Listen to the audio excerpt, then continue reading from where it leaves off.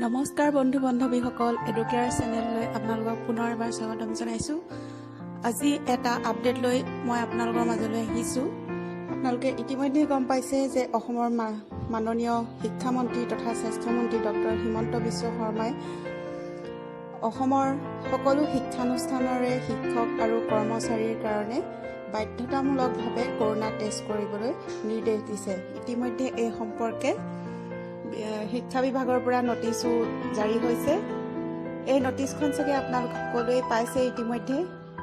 All teachers of schools, colleges and universities of the state are hereby requested to undergo COVID RT-PCR test between 21st August 2020 and 30 August 2020 as a safety measure before attending their respective institutions.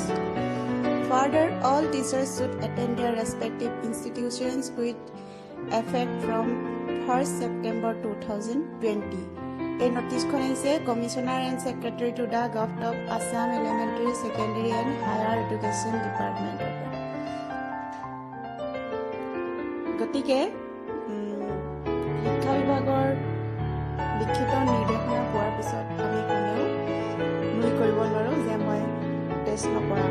আৰু এটা কথা মন কৰিব যে এইটো আমাক কৰিবলৈ দিয়া টেষ্টটো হৈছে RT-PCR টেষ্ট, ৰেপিড টেষ্ট নহয়।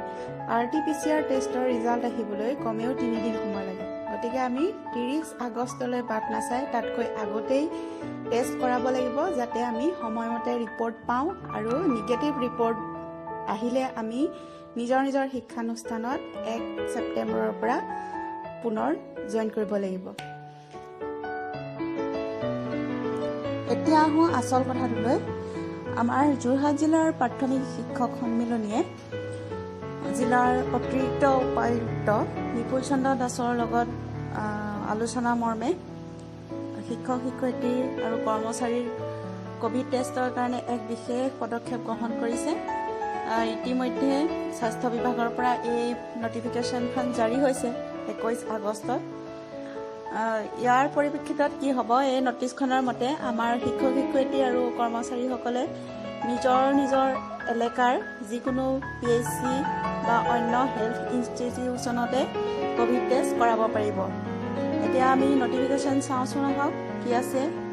এই নটিফিকেশ্যনখনত লিখা আছে, দ্য ফলোয়িং হেল্থ ইনষ্টিটিউশ্যনছ আৰ hereby notified as designated center for conducting RT-PCR test under BPSC level with immediate effect. ইয়াত BPSC বাকচুং BPSC আণ্ডাৰত আছে বাকচুং PHC, চুঙি কহাৰগাঁও মডেল হস্পিটেল, দহোটীয়া SD, Pakamura MPSC, Jalukanibari SD, Mariani MPSC আৰু নগাজাংকা CHC।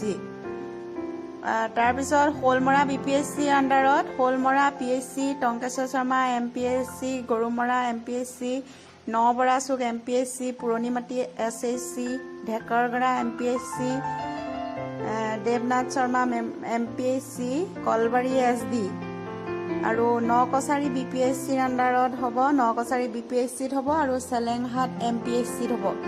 ভগামুখ BPSC আণ্ডাৰত ভগামুখ BPSC আৰু ঔগুৰি MPSCত হ'ব। আনহাতে Titabar BPSC আণ্ডাৰত Titabar BPSC, বৰবামচুঙি MPSC, মেলামাটি MPSC, Mahimabari MPSC, Tipmia SD, উৰুঙিয়াল MPSCত হ'ব।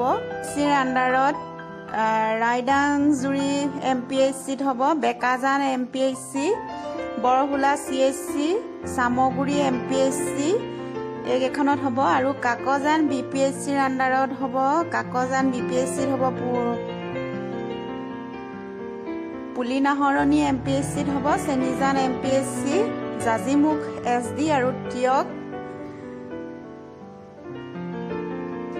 FRIJ সম্ভৱ এইটো দেই। মোৰ হাতত বাকচুং BPSCৰ একশ্যন প্লেনটো আহি পৰিছে। সেইমতে কোন তাৰিখে ক'ত হ'ব আমি চাওঁচোন আহক। 24 আগষ্টত 10:30 বজাৰ পৰা হ'ব বাহনী SC। ভেনুটো চাই ল'ব, নিজৰ নিজৰ ওচৰৰ ভেনু কাৰ কোন তাৰিখত পৰে। 25 আগষ্টত 10:30 পৰা দহোটীয়া SDত হ'ব আৰু 11:30 পৰা হ'ব মোহনা SCত।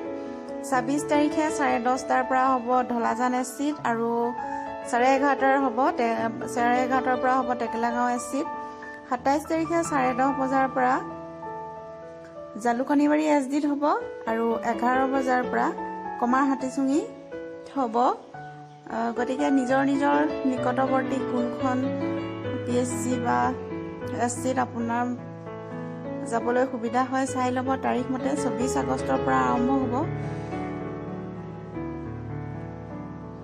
28 তাৰিখে হ'ব গোৱালবস্তি আৰু কৰঙাত 29 তাৰিখে হ'ব মৰিয়নি আৰু নগাজানকাত আৰু 30 তাৰিখে হ'ব ৰৰৈ আৰু পকামুৰাত আনহাতে শোলমৰা বিপিএইচচিৰ আণ্ডাৰত 24 তাৰিখে হ'ব ৰজাহালি MCWত 24 তাৰিখে কাছগড়াল MPSCটো হ'ব 25 তাৰিখে হ'ব ঢেকৰগড়া MPSC আৰু টংকেশ্বৰ শৰ্মা MPSCত 26 তাৰিখে হ'ব দেৱনাথ শৰ্মা MPSCত 27 তাৰিখে হ'ব বাহনা এছচিত 28 তাৰিখে হ'ব গৰুমৰা MPSCত 28 তাৰিখে হ'ব গৰুমৰা MPSCত 29 তাৰিখে হ'ব শোলমৰা BPSCত আৰু চাৰিঙীয়া আদৰ্শ বিদ্যালয়ত আৰু 31 তাৰিখে হ'ব হকাইখঙীয়া হাইস্কুল আৰু কলবাৰী হেমচন্দ্ৰ LP স্কুলত গতিকে 24 তাৰিখৰ পৰা 31 তাৰিখলৈকে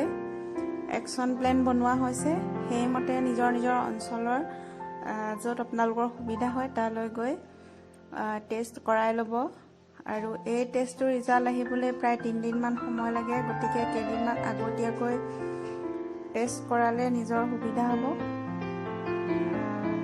এইখিনিকে ইনফৰমেশ্যন আপোনালোকক দিবলগীয়া আছিল ধন্যবাদ